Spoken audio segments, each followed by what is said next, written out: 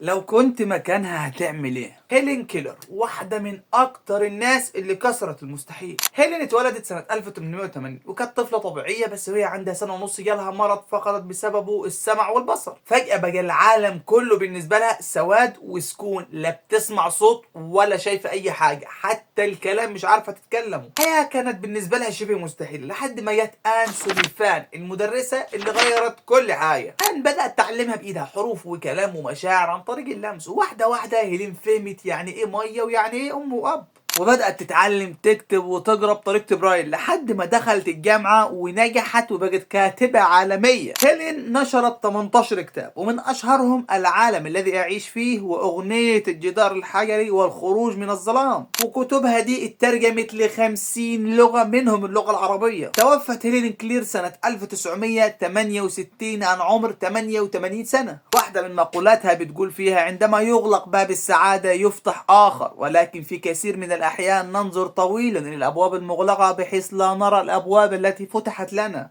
هيلين ما استسلمتش وحياتها كلها بقت رسالة أمل. الدنيا ممكن تظلم فجأة، بس النور الحقيقي جوا قلبك وإرادتك. وبس كده، معلومة بسيطة في الكتير. لو استفدت تنساش اللايك والشير، واستناني في اللي جاي.